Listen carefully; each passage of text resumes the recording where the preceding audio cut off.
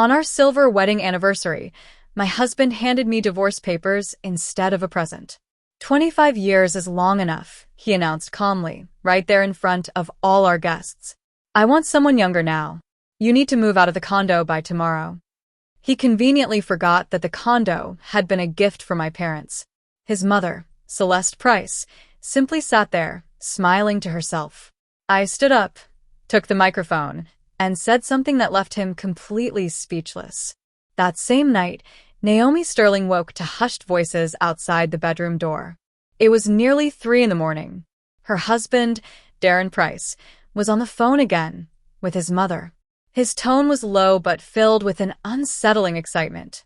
Naomi lay motionless in the darkness, listening carefully, catching pieces of the conversation. We have to do this properly, Darren whispered urgently. She won't suspect anything. Of course she won't, my son, his mother replied softly.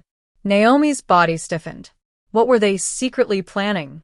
And why now, just weeks before their milestone anniversary? The wooden floor creaked as Darren walked back into the bedroom. Naomi quickly closed her eyes, pretending to be asleep. He slid into bed with unusual care, but she could feel the tension in his body. He was rigid, restless, not at ease. The next morning felt strange from the start. Darren was unusually loving. Naomi, my love, he said, kissing her cheek. He smelled strongly of expensive cologne. Why don't we pick the restaurant for our anniversary today? I want everything to be perfect. Perfect. Naomi raised an eyebrow. In 25 years of marriage, Darren had never shown this much interest in any family celebration. She was always the one who planned everything while he criticized every detail. All right, she replied cautiously, watching him hurry out the door for work. His phone lay on the nightstand. The screen suddenly lit up with a notification. Naomi glanced at it without thinking. It was a calendar reminder. Call S at 11 a.m. Later, as she watered the plants by the window, she asked casually, "Who's the S saved in your contacts?" Darren turned around sharply. For a split second, panic flickered across his face, but he quickly composed himself. "Oh, that's Sanchez," he said. "A colleague from Seattle. I'm consulting him about a work matter." It was a lie. Naomi knew her husband too well. Whenever he lied, his left eye twitched, just like it was doing now. "I see," she said with a polite smile. But inside, her chest tightened painfully. After he left, Naomi stood at the window, staring out at the dull gray October sky over Georgetown. 25 years. A quarter of a century. They had met in college. She, a brilliant accounting student. He, an ambitious young manager on the rise. They married for love, dreaming of children and a lively, full home. But the children never came. Doctors found no medical reason, yet the miracle never happened. Darren took it especially hard, particularly when his mother, Celeste, began making passive-aggressive remarks about grandchildren. Eventually, they accepted their childless life and focused on the advantages: more time together, more travel, stronger careers. Still, something essential between them had quietly broken. A knock at the door pulled Naomi from her thoughts. Standing there was her mother-in-law, Celeste Price, wearing her usual cold, polite smile. "Naomi, dear," she said, stepping inside without waiting for an invitation. "How are you? Are you getting ready for the celebration?" Celeste always treated Naomi with exaggerated politeness while keeping her at a clear distance. In 25 years, she had never once called her daughter. Slowly but surely, Naomi replied, leading her into the living room. "Darren wants to celebrate at a restaurant." "Excellent," Celeste said brightly. "A proper venue with guests. Celebrating at home doesn't really reflect how important such a date is." She glanced around the living room as if assessing it. Naomi recognized that look. It always reminded her, without a single word, that Celeste's suburban mansion was larger, grander, and better furnished. "By the way, Naomi dear," Celeste said, settling comfortably into an armchair, "I've been thinking about the future. Darren isn't young anymore. He's 53, and well, we don't have grandchildren. Don't you think it would be wise to prepare a will, just in case?" A cold shiver ran through Naomi. What grandchildren? She asked. We don't have children. Well, for my nephews, Celeste said dismissively, waving her hand. Two good boys. Studying, working hard. If arrangements aren't made, the government will take everything. Naomi slowly set her teacup down on the table. And where do you keep the condo documents? Celeste asked suddenly, as if it were a passing thought. I'm just thinking about the boys' future. The young ones. The nephews. That was the moment it all clicked. Naomi finally understood what Celeste was really asking. They're in a safe, she replied flatly. But why do you ask? Oh, no particular reason, Celeste said lightly. You never know what might happen. It's always good to know where important things are. After Celeste left, Naomi sat alone in silence, slowly connecting the dots. The late-night phone call. Darren's sudden, over-the-top affection. And now Celeste's carefully aimed questions about the condo papers. Piece by piece, the picture came together, and it was ugly. Naomi went to Darren's computer. He had never bothered changing his password before. For years, he had always used the same simple key. The date they met. She typed it in. It didn't work. Her pulse quickened. In 25 years, Darren had never hidden anything from her. She tried his birthday. Nothing. His mother's birthday. Still nothing. Then a thought struck her. She entered their wedding date, backward. The screen unlocked. Her stomach twisted as the browser history appeared. How to divorce when shared assets exist. Spousal rights in property division. Legal advice for separation. He had been searching these topics repeatedly over the past 2 weeks. Her fingers trembled as she scrolled further. How to keep the condo in a divorce. Legal strategies for dividing property. Just then her phone rang. It was her friend Candace. Naomi, you won't believe what I just saw, Candace blurted out. You're Darren. I saw him at a jeweler's in Tyson's Galleria with a young woman. They were looking at rings. She was hanging all over him, hugging him like it was nothing. What did she look like? Naomi asked quietly. About 30. Blonde. Very polished.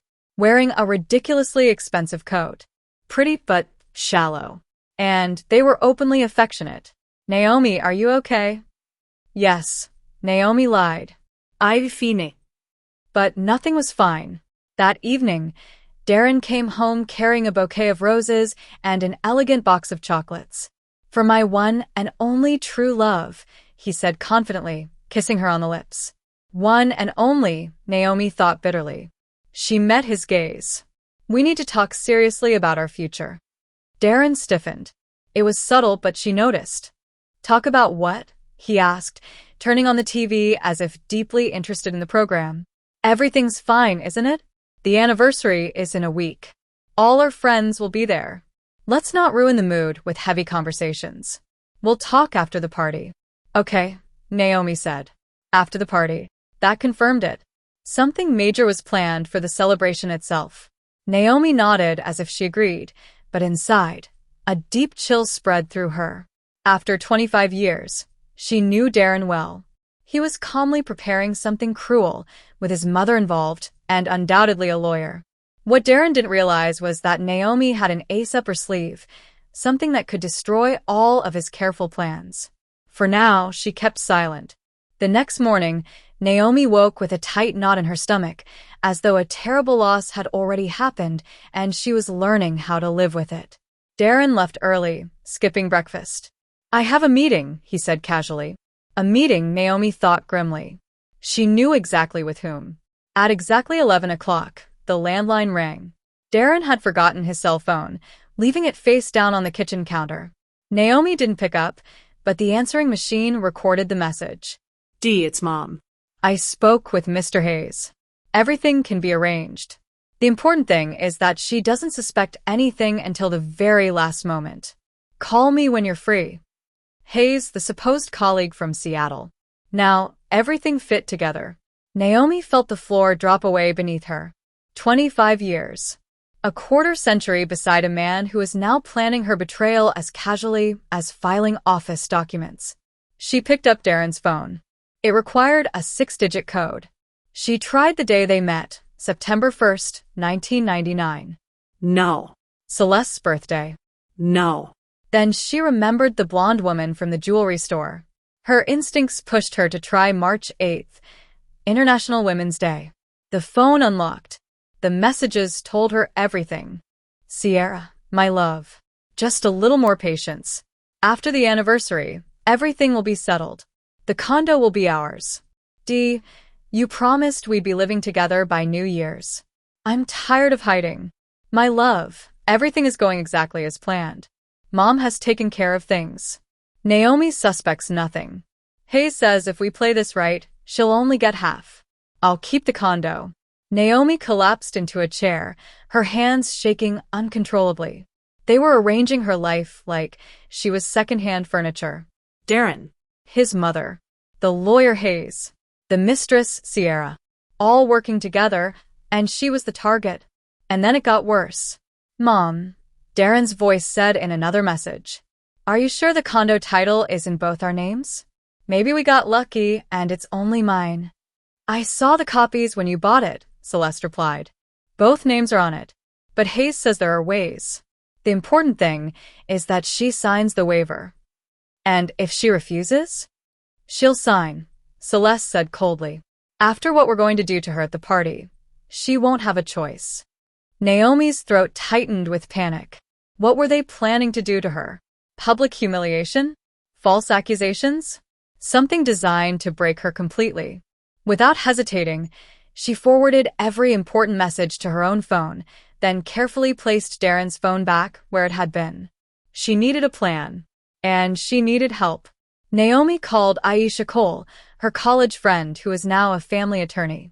They didn't speak often, but their bond was still strong. Naomi? Aisha said warmly. It's been ages.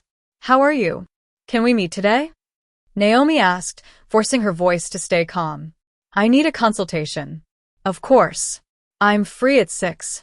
Come by the office. Aisha's office was downtown, inside a sleek modern high-rise. She hugged Naomi the moment she saw her, then immediately sensed something was wrong. Sit down, Aisha said gently. Tell me everything. What's going on? Naomi took a deep breath. Let's say an acquaintance of mine is having serious trouble with her husband. He wants a divorce, but he's hiding it. And it looks like he's setting a trap. Aisha studied her closely. Are you sure this is just a hypothetical acquaintance, Naomi? Naomi stayed quiet for a moment, then told her everything. The late-night calls. The messages. Sierra. Her mother-in-law's manipulation. All of it. Aisha listened carefully, asking questions when needed. Finally, she nodded. I understand. This is serious, but you're not helpless. The good news is you found out in time. Now tell me about the property. When was it purchased? Whose name is on the title? We bought the condo in 2005, Naomi said. Both names. Equal shares.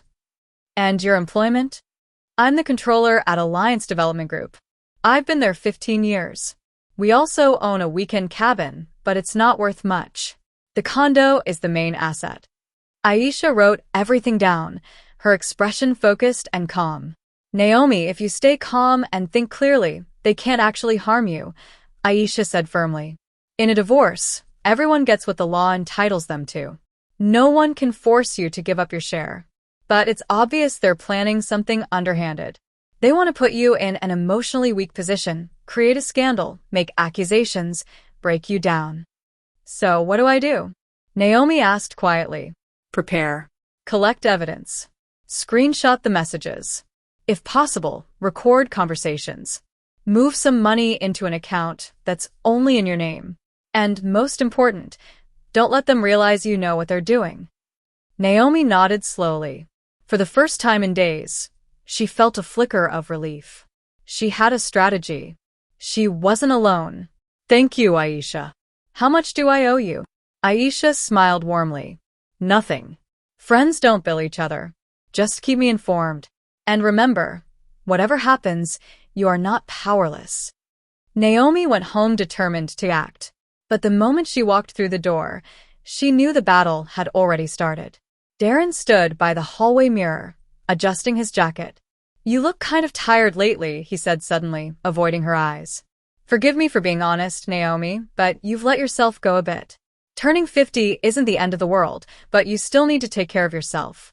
Jim, dermatologist, do something. I ran into Candace's daughter today. She's 30, but looks 25. Very polished. And you? He let the sentence trail off. He was deliberately comparing her to younger women, laying the groundwork to excuse his betrayal. I have a meeting tomorrow, he added abruptly. It's Saturday, but it'll take the whole day. Another date with Sierra.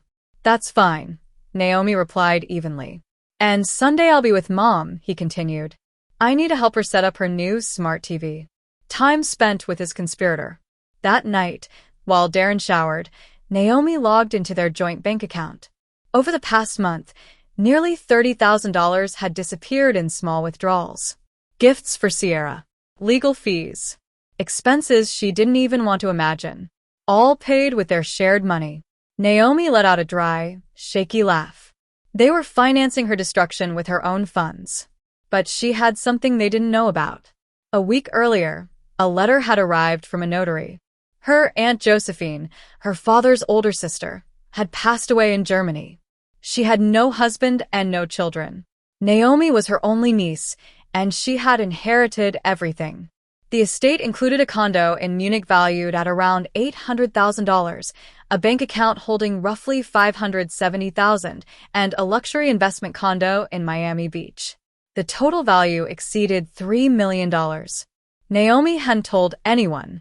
She had planned to surprise Darren on their anniversary. Now, that inheritance wasn't a gift, it was her lifeline. She opened her laptop and began researching how to formally register the inheritance, transfer the funds into her personal account, and legally shield herself from the people who thought she was foolish. Darren believed he held all the cards. He was wrong. The game was only beginning. By Monday morning, Naomi was focused and decisive. Her first stop was a notary, but not the one handling her aunt's estate. Instead, she visited an old acquaintance, Mr. Perry, the real estate attorney who had helped them buy the condo years ago. Naomi Sterling. It's been ages, Mr. Perry said with a friendly smile. And how is Darren Price doing? Mr. Perry, I need your help, Naomi said, stepping into his office. And this has to remain strictly confidential. His expression turned serious. Sit down. Go on. Do you remember our condo on M Street in Georgetown? You handled the paperwork in 2005. Of course. Excellent unit. Very good building. Do you remember who actually purchased it? I mean, where the funds came from? Mr. Perry frowned, opened an old file, and flipped through several pages. Here it is.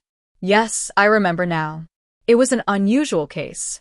The funds came directly from your parents' account. According to the deed of gift, you were listed as the sole beneficiary. Darren's name was added 2 months later, after the marriage. Warmth flooded Naomi's chest. So, legally, it's a premarital asset? Formally, yes. Your parents gifted it to you before Darren appeared on the title. In a divorce, that matters a great deal. He could only make a claim if he proved he invested significantly in renovations. Naomi smiled faintly. Darren had never spent a single dollar on the condo. She had handled everything herself. Could you provide a document confirming this? She asked. Certainly. Come back tomorrow afternoon.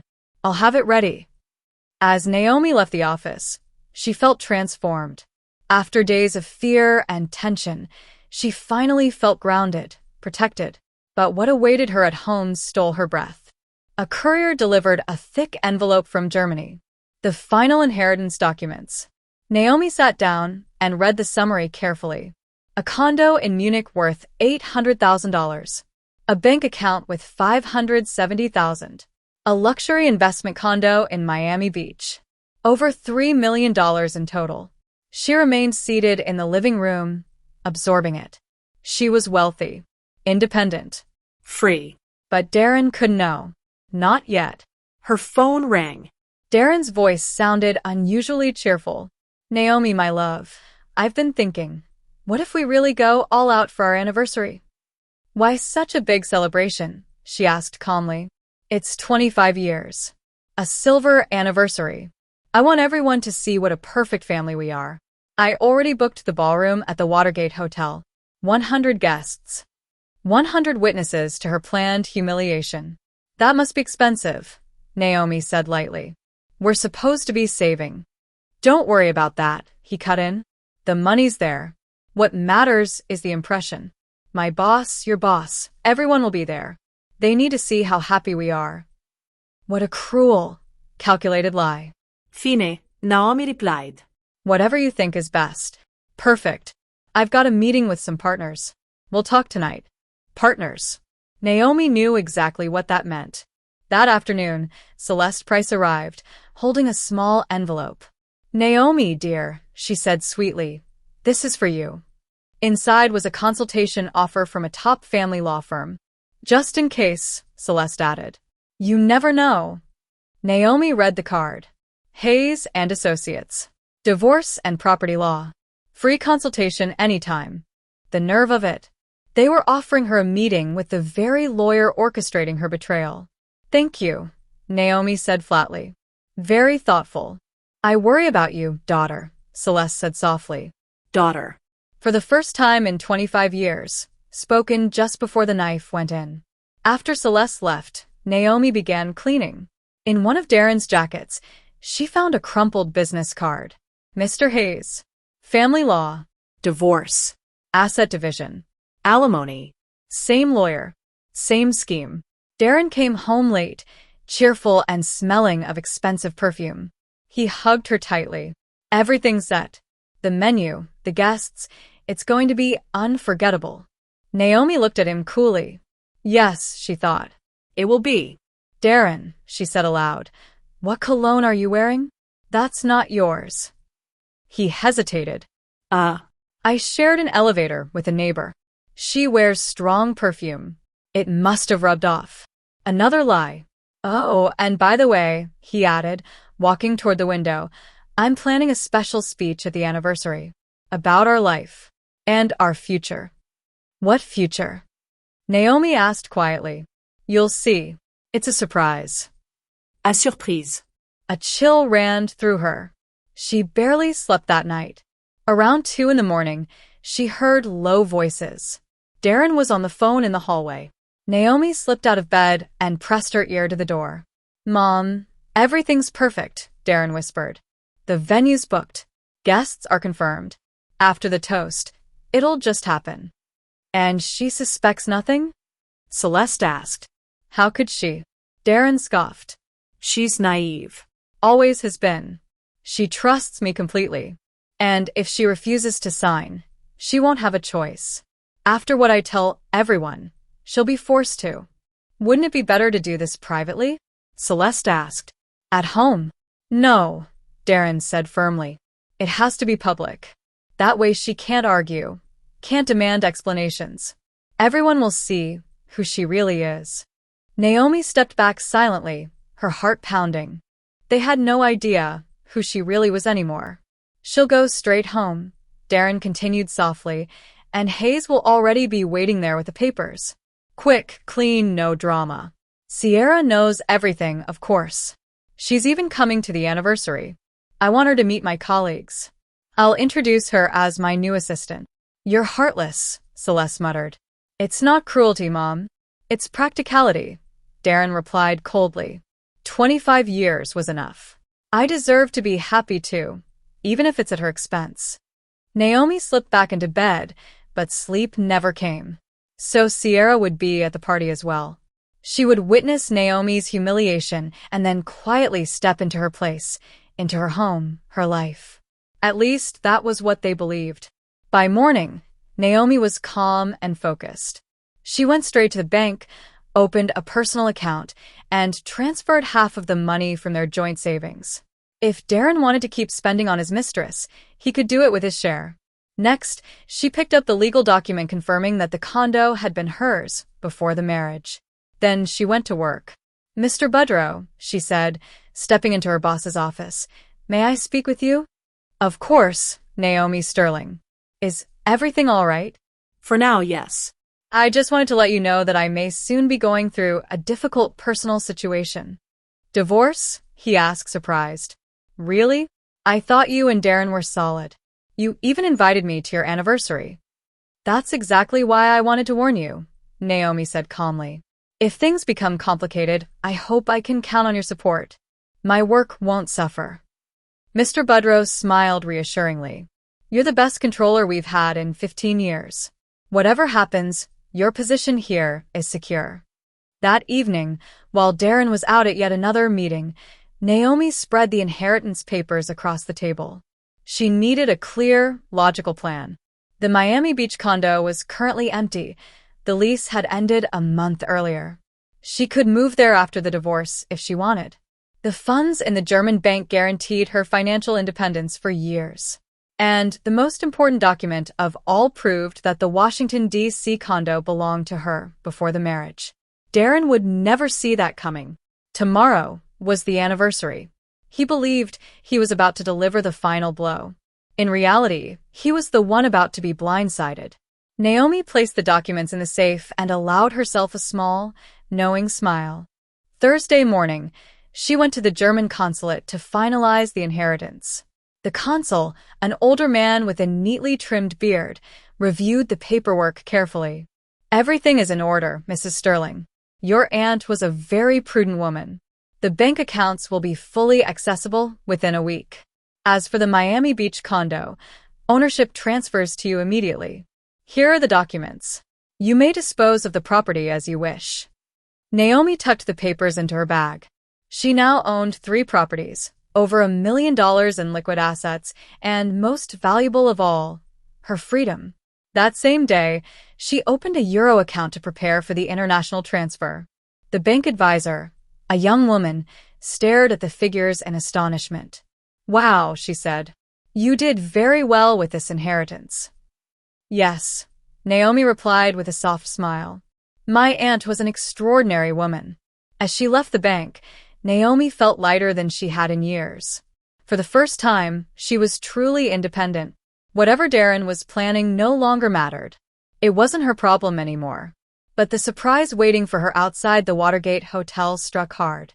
She had come to check on the anniversary arrangements when she spotted a young blonde woman in an expensive coat standing near the entrance, speaking into her phone.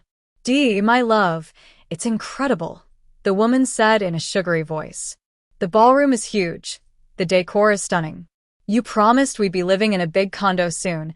I can already picture hosting parties there. It was Sierra. She stood just a few feet away, eagerly describing the life she expected to have with Naomi's husband. Naomi paused, studying her. Sierra was undeniably attractive, around 30, a perfect figure, flawless hair, manicured nails. But her eyes were cold, empty, calculating. I know tomorrow will be difficult, Sierra continued. But you said after your speech she'll understand everything.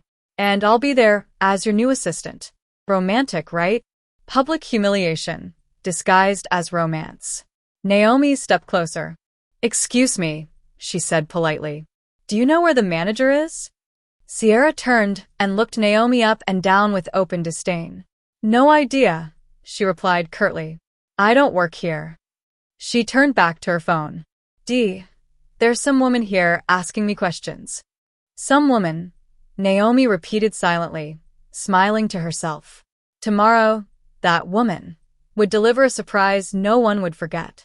Inside, the restaurant manager, a friendly, round-faced woman, welcomed Naomi warmly. You're here about tomorrow's anniversary. Mr. Price has already paid for everything. Ballroom for 100 guests, banquet, live music. And how much did all that cost?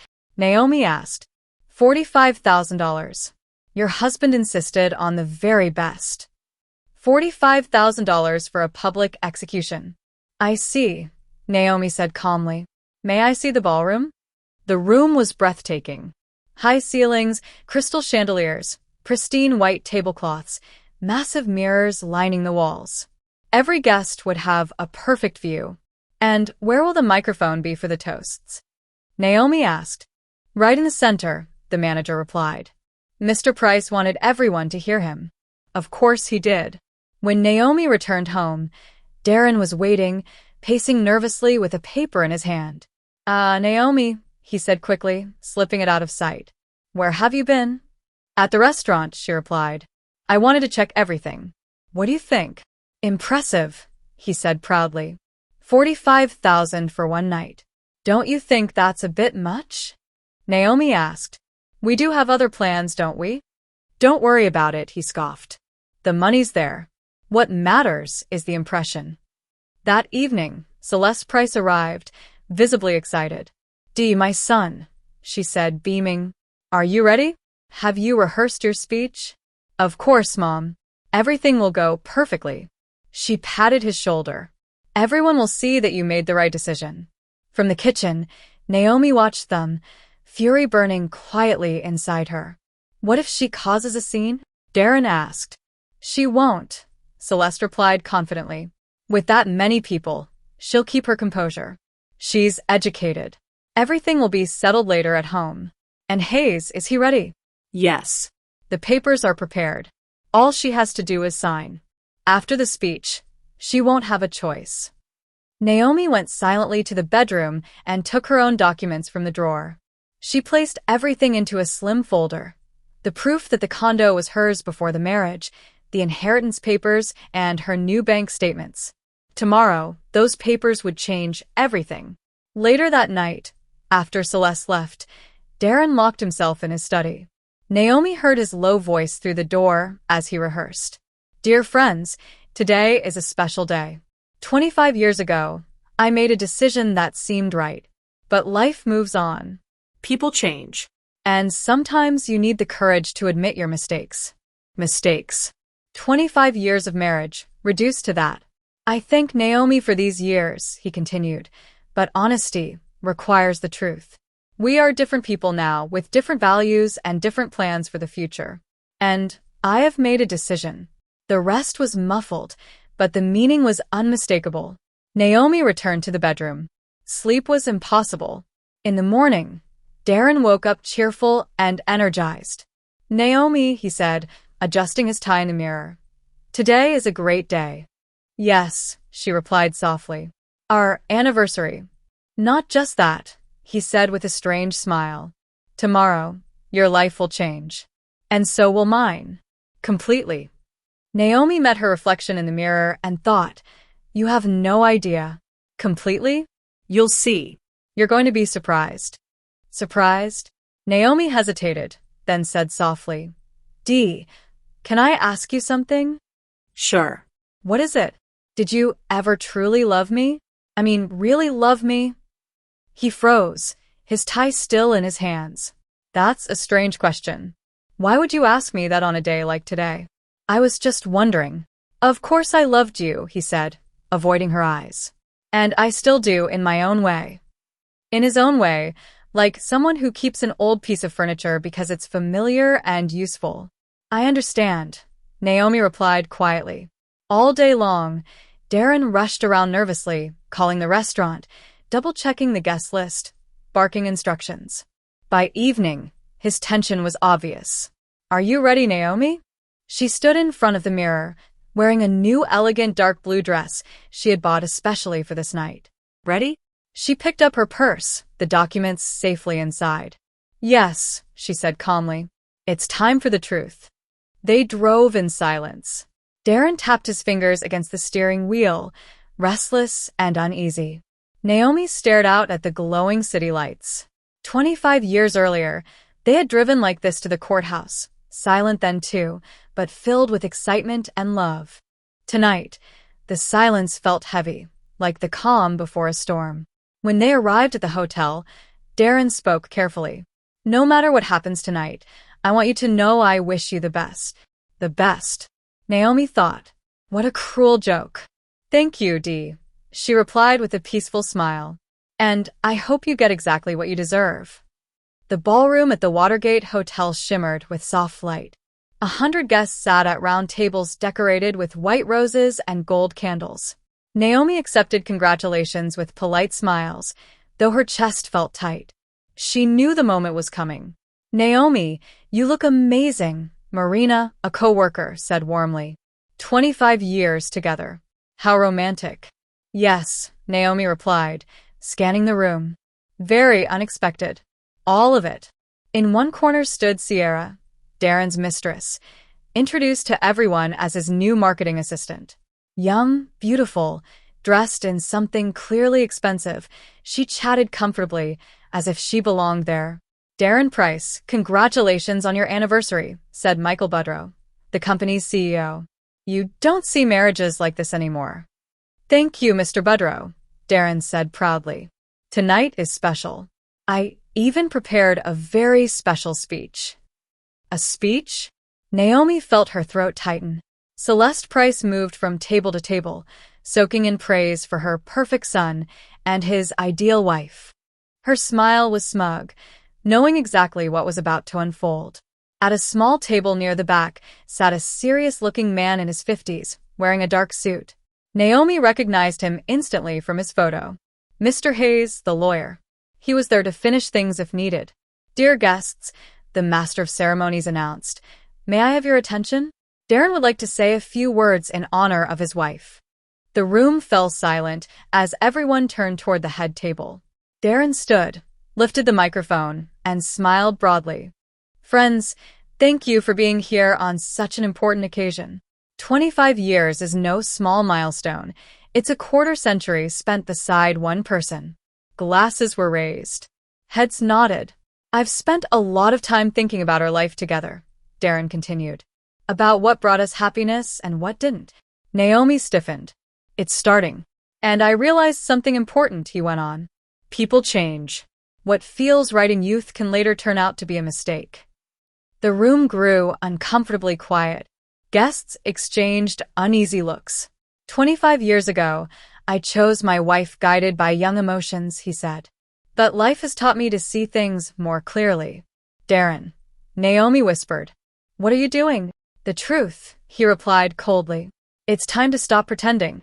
He turned fully toward the audience, his voice firm and sharp. "Friends, I want to be honest. For 25 years, I endured a marriage with a woman who simply wasn't right for me. A dull, gray woman who never learned how to support a successful man." The ballroom erupted in shocked murmurs. "Are you out of your mind?" someone shouted. "On the contrary," Darren said calmly. "I've never been more clear-headed. Our marriage is over. I'm filing for divorce." Gasps filled the room. Some guests covered their mouths. Celeste smiled triumphantly. "And I want a fair division of assets," Darren continued boldly. "Naomi will leave the condo. It's time for a fresh start." His eyes flicked toward Sierra, who barely hid her satisfied smile. "Is this a joke?" a woman asked. "Darren, have you lost your senses?" his boss demanded. "No," Darren answered coldly. "I deserve happiness, and I'm taking it. Naomi will receive what the law requires, and we'll part peacefully." "And that girl?" one of Naomi's friends shouted, pointing at Sierra. "Is she the reason?" "Sierra is a wonderful woman," Darren said openly. "She understands me." That was enough. Naomi stood slowly and gently took the microphone from his trembling hands.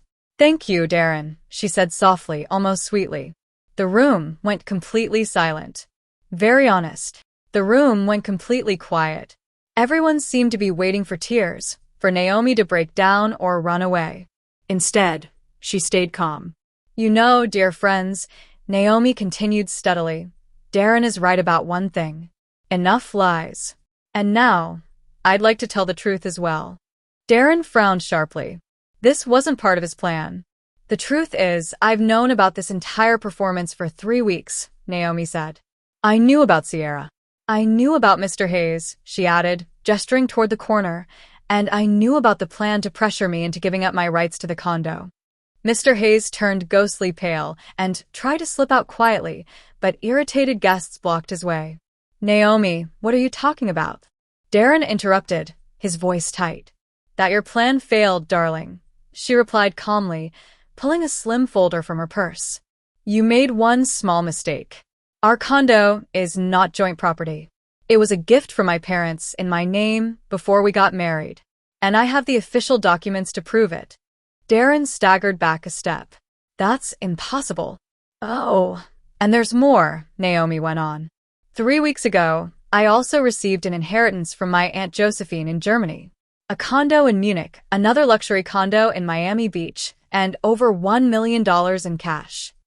The silence in the ballroom was absolute. So, Dee, she asked quietly, what assets are we dividing?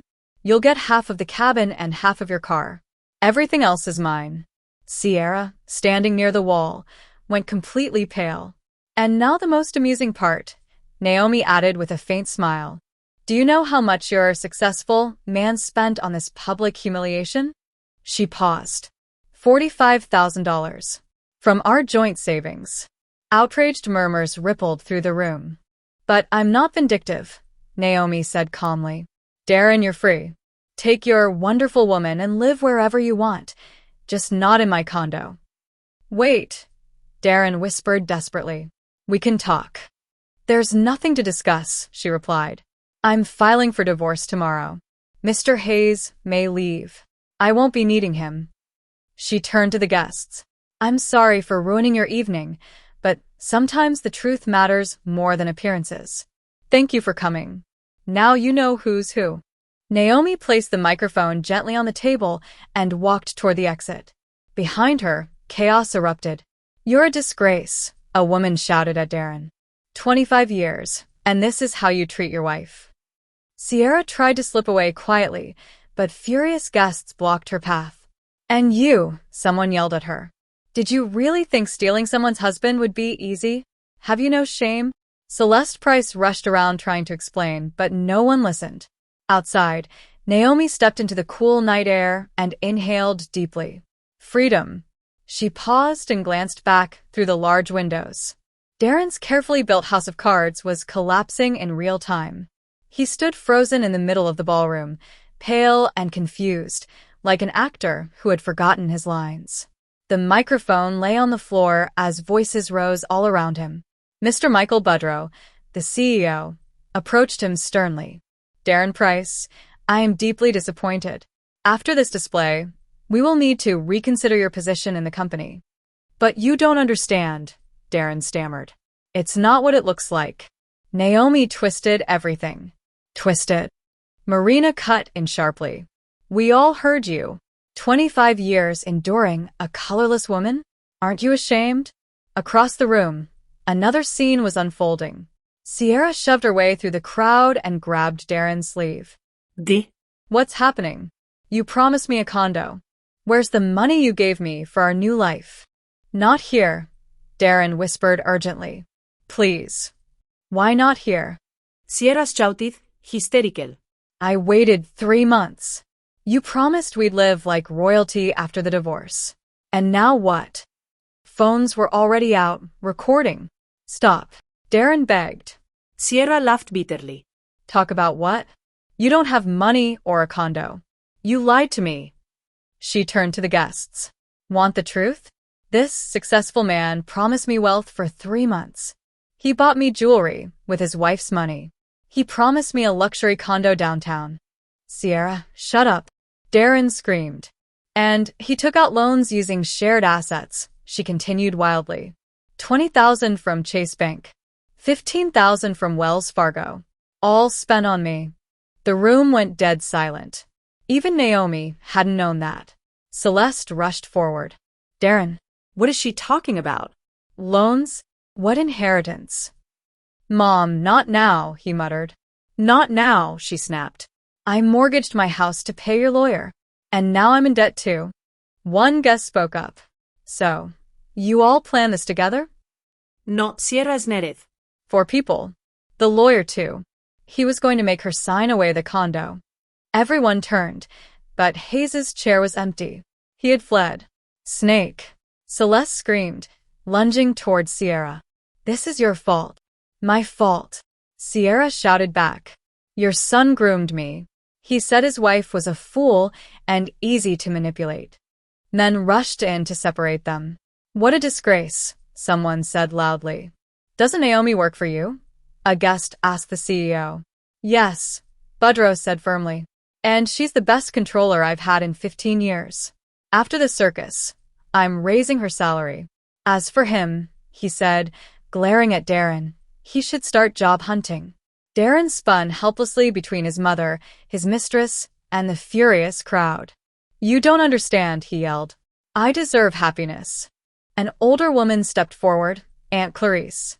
"And did you ever think about what she felt, living 25 years with a selfish man like you?" Others nodded in agreement. "People like you don't belong in this family," someone said. "Good thing Naomi found out in time," added her cousin Dwayne. "Otherwise, you would have kept fooling her your whole life." A young guest spoke up, eager to stir the pot. "What if we upload this to social media? Let everyone see who Darren Price really is." Yes. "We have to make #SilverAnniversaryTrader trend." Others agreed. "No, wait." Darren begged. "Don't do it. This is my private life." "Private?" Sierra laughed bitterly. "You humiliated your wife in front of 100 people, and now you care about privacy?" Slowly, the guests began to leave. First Naomi's family, then her co-workers, then acquaintances. Each departure carried whispered judgments. Darren Price, a colleague, muttered coldly, "After tonight, don't even say you know me." "What a shame for the family," a neighbor murmured. "How will he ever face people again?" "You're trash," a man said bluntly as he passed. "You exposed your wife like she was a joke." Half an hour later, only Darren, Celeste, Sierra, and a few curious waiters remained in the ballroom. "So, now what?" Sierra asked, fixing her disheveled hair. "Do you have any money at all, Dee?" "Where from?" he groaned.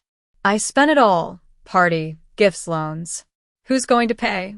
"Maybe sell the car," she suggested bitterly. "The car?" Sierra laughed. "That won't even cover the debt." "And what about me?" "I left my ex for you." "I don't know," Darren muttered again, staring at the floor. Celeste buried her face in her hands. "And what about Hayes?" "He charges for every consultation. I even put my house up as collateral." "Mom," Darren said, kneeling beside her, "we'll figure something out." "A solution?" she asked, her eyes red. "I'm in my 70s. I could lose everything because of your foolishness." Sierra stood abruptly, adjusted her purse, and addressed them both sharply. "You know what? I'm leaving. You two are utterly useless. Dee, don't ever call me again. And the money you owe me for the last 3 months? Forget it. Consider it a payment for this life lesson." She paused at the door. "Your wife, she's one badass woman. Shame, I only met the real her today. Women like her deserve respect." Her heels clicked sharply as she left. Darren and Celeste were left in the ruined ballroom, surrounded by half-eaten plates and spilled glasses. "Dee," Celeste whispered. "What if it's not too late? What if we go to Naomi and ask for forgiveness?" Darren shook his head. "It's too late, Mom. You saw her face. She will never forgive us." "Then what do we do?" she asked quietly. "I don't know," he muttered for the 3rd time. "I swear I don't know." Meanwhile, Naomi sat quietly in a taxi, watching the city lights shimmer past. In her purse were deeds to 3 properties and a bank statement showing over $1 million. The driver glanced at her in the rearview mirror. "Beautiful night, isn't it?" "Yes," Naomi replied with a serene smile. "Very beautiful. You could say it changed my life." "That's good," he said. "Some days change everything." "That's exactly right," Naomi whispered.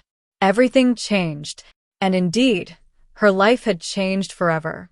3 months later, Naomi was in court, watching the man she had married for 25 years crumble. Darren looked 10 years older, gray hair streaking his worn face, a cheap suit replacing his usual tailored attire. The judge, an elderly woman with glasses, reviewed the documents carefully. "Very well," she said finally. "The condo on M Street in Georgetown is the separate premarital property of Mrs. Naomi Sterling and is not subject to division." Darren panicked. His lawyer, no longer Hayes, but a young public defender, threw up his hands helplessly. "The cabin is marital property and will be divided equally," the judge continued. "The Lexus ES 300 is also divided in half." "Your Honor," Darren's lawyer protested, "my client uses that car for work." "Denied," the judge said dryly. "It was purchased with common marital funds." Naomi remained silent. Her friend and lawyer, Aisha, smiled discreetly. Everything was going according to plan. Furthermore, the judge added, it has been proven that Mr. Darren Price concealed significant debts from his spouse, a $20,000 loan at Chase Bank, $15,000 at Wells Fargo, and an $8,000 quick loan, totaling $43,000. But those are his personal debts, the lawyer protested. According to Family Code Section 39, the judge said calmly, debts incurred during marriage are the responsibility of both parties.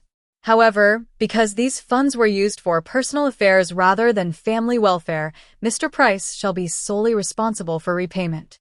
Darren went pale. The court solemnly dissolved the marriage. Naomi retained the condo and all bank accounts. Darren kept half the cabin and half the car. No alimony was assigned. The gavel struck. 25 years ended. Leaving the courthouse, Naomi felt a strange peace, as if a great weight had lifted. Naomi, Darren called. Wait. She turned. I'm sorry, he said softly. I was a selfish fool. You didn't deserve any of it. Naomi studied him. Was this genuine remorse, or a last attempt to make her feel guilty? I don't hold a grudge, she said calmly. We're just very different people. You wanted an easy life at others' expense. I am used to fighting for what is mine. Could we be friends sometimes? He asked. No, Naomi replied firmly. It's better if we go our own ways. She walked to her car, a new Audi bought with part of her German inheritance. Life went on, and everyone got what they deserved. A month later, Darren lost his job. The anniversary party video went viral. His company's CEO refused to deal with the scandal. Darren Price, his boss, said, I can't have someone on my team who staged a public spectacle. But I'm a good professional. Darren protested. Maybe. But your reputation is ruined, the boss said. Finding work became nearly impossible. Everyone recognized him. The video even trended as #SilverAnniversaryTrader. No one wanted to hire him. Eventually, he became a taxi driver, driving his old Toyota Camry, which he bought back from Naomi for $15,000. He moved in with his mother in a small one-bedroom apartment. Celeste sold her mansion to pay off debts. Don't you wish you'd listened to me? She asked one night, looking at the cracked walls. It's too late, Mom, Darren muttered, counting the day's earnings. Too late for regrets. Sierra, meanwhile, landed on her feet. 2 months later, she married a wealthy restaurant chain owner. Social media glowed with luxurious bouquets and gold jewelry. Finally found true love, the caption read. She got what she wanted, but not Darren. Naomi embraced a completely new life. She moved into her Aunt Josephine's Miami Beach condo with bright ocean views. She left accounting behind and opened a small publishing house specializing in European literature, her lifelong dream. Are you sure you want to leave? Mr. Budrow asked. Yes, Naomi smiled. I finally found my passion. You're an inspiration, he said. Many women here look up to you. One evening, Aisha asked, Do you feel avenged? No, Naomi replied thoughtfully. I feel relieved. I didn't seek revenge. I defended my rights. The truth always wins, even if it takes time. A year later, a letter arrived from Darren. Naomi read it once, then filed it away. No anger, no sadness, just a memory of a past life. That night, she stood on the terrace, coffee in hand. Miami glittered below. Music drifted in the distance. She was free, independent, and doing what she loved, and for the first time in years, truly happy. Somewhere across the city, Darren drove his taxi, reflecting on how quickly a lifetime can unravel. Truth always wins, even if it takes time. Good thing Naomi found out in time, added her cousin Dwayne. Otherwise, Darren would have kept fooling her whole life. Hey, what if we upload this to social media? One of the young guests suggested. Let everyone know who this guy Price is. Yes, others agreed. We have to trend #SilverAnniversaryTrader. No, wait, Darren begged. Don't do it. This is my private life. Private. Sierra laughed. You humiliated your wife in front of 100 people, and now you care about privacy? Slowly, the guests began to leave. Naomi's family, her coworkers, acquaintances, all offering their opinions along the way. Darren Price, a colleague said, passing by. After tonight, don't even say you know me. What a shame for the family, a neighbor muttered. And now, how is he going to face people? You're trash, one man said bluntly. You exposed your wife like she was a joke in front of everyone. Half an hour later, only Darren, Celeste, Sierra, and a few curious waiters remained in the ballroom. Now what? Sierra asked, fixing her disheveled hair. Do you have any money at all, Dee? Where from? He complained. I spent it all on the party, your gifts and the loans. Who's going to pay them? I don't know. Maybe I'll sell the car. The car? Sierra laughed bitterly. Are you crazy? That won't even cover the debt. And what about me? I left my ex for you. I don't know, Darren repeated. I don't know what to do. Celeste sat with her face in her hands. And what am I going to tell Hayes? He charges for every consultation, and I even put my house up as collateral. Mom, Darren said, approaching her. We'll find a solution. A solution? She asked, her eyes red, her voice trembling. I'm in my 70s. I'm left homeless because of your foolishness. Sierra stood up, adjusted her purse, and said, You know what? I'm leaving. You two are utterly useless. Dee, don't ever call me again. And the money you owe me for the last 3 months? Forget it. Consider it a payment for this life lesson. She paused at the door, then added, Your wife is one badass woman. It's a shame I only met the real her today. Those are the women who deserve respect. The sound of her heels echoed sharply as she left. Darren and his mother were left alone in the ballroom amidst half-eaten plates and spilled glasses. What if it's not too late? Celeste asked softly. What if we go see Naomi and ask for forgiveness? Darren shook his head. It's too late, Mom. You saw her face. She will never forgive us. What are we going to do then? She asked. I don't know, Darren repeated for the 3rd time. I swear I don't know. Meanwhile, Naomi rode in a taxi back to the condo, watching the city lights. In her purse, she carried the titles to 3 properties and a bank statement showing over $1 million. Beautiful night, isn't it? The driver asked. Yes, Naomi said, smiling. Very beautiful. You could say it changed my life. That's good. Some days just change everything, the driver said. That's exactly right, she replied. Everything had changed. And indeed, her life had changed forever. 3 months later, Naomi watched in court as the life of the man she had been married to for 25 years crumbled.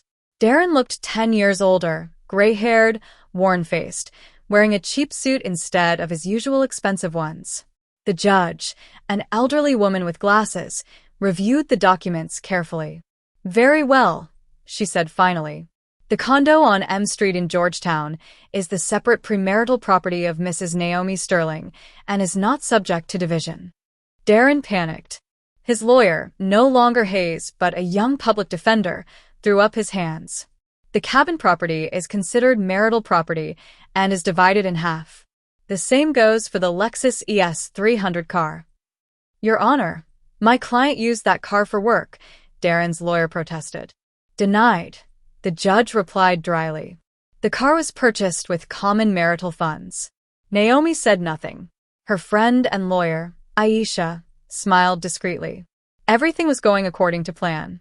Furthermore, the judge continued, it has been proven that Mr. Darren Price concealed significant debts from his spouse, a $20,000 loan at Chase Bank, a $15,000 loan at Wells Fargo, and an $8,000 quick loan.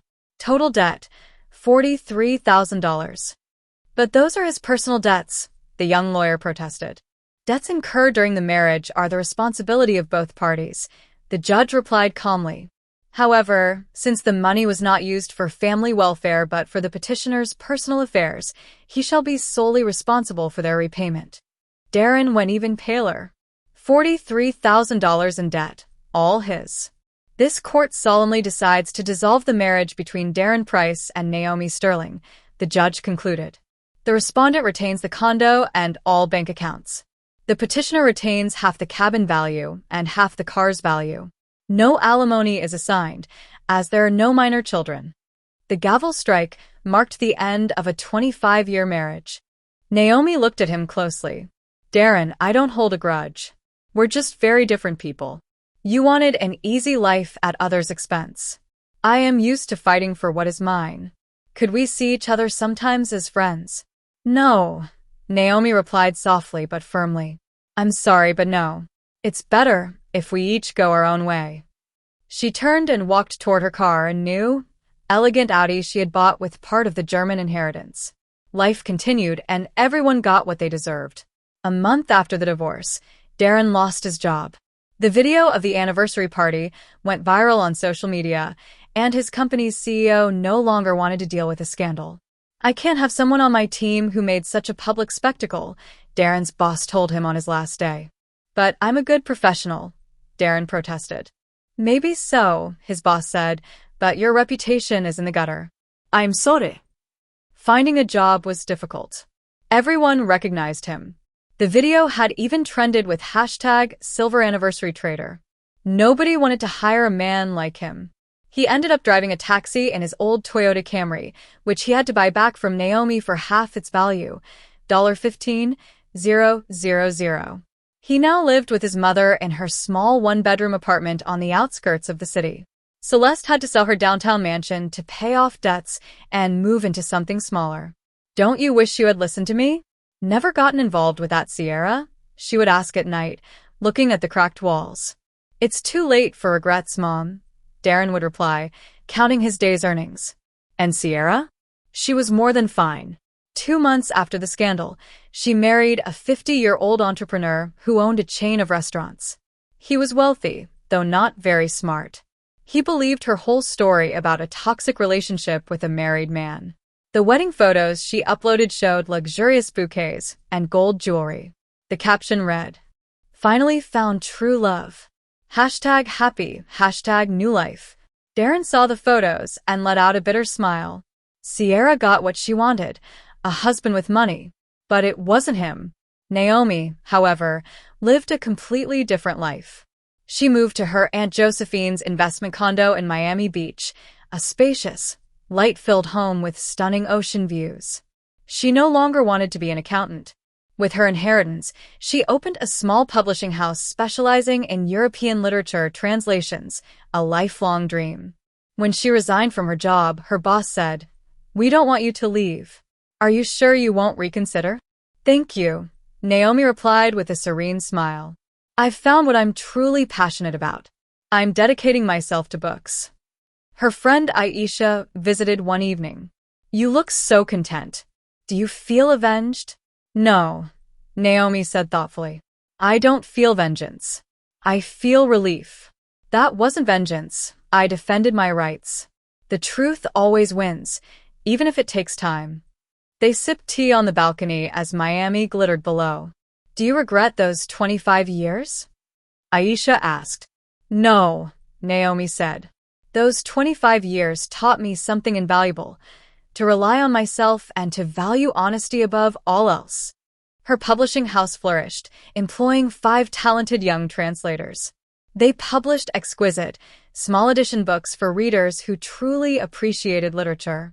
A year later, Naomi received a letter from Darren. "Naomi, I don't know if you'll read this. I just want you to know that I understand. You were the best thing that ever happened to me. I lost you because I was foolish and greedy. I don't ask for forgiveness. I know I don't deserve it. I just want you to know you deserve the best in the world. Be happy. Darren." Naomi read it once, then filed it away. No anger. No sadness. Just a memory of a past life. That night, she stepped onto her terrace with a cup of coffee. Miami glittered beneath her. Music floated on the warm breeze, and the air smelled of summer flowers. She was free, financially independent, and doing what she loved. For the first time in many years, she was truly happy. Meanwhile, Darren drove his old Toyota, carrying passengers and reflecting on how quickly a life could unravel. Yes, the truth always conquers lies. Sometimes it just takes time. Did you like my story? And which city are you listening from? Let's meet in the comments. If you like the story, you can support me by sending a super thanks so I can keep bringing more stories like this. Thank you so much for your sweet support. I'm looking forward to your comments on the story. On the screen, you can see 2 new life stories that I highly recommend. There's so much more on my channel. Don't forget to subscribe. See you in the next life story. With love and respect.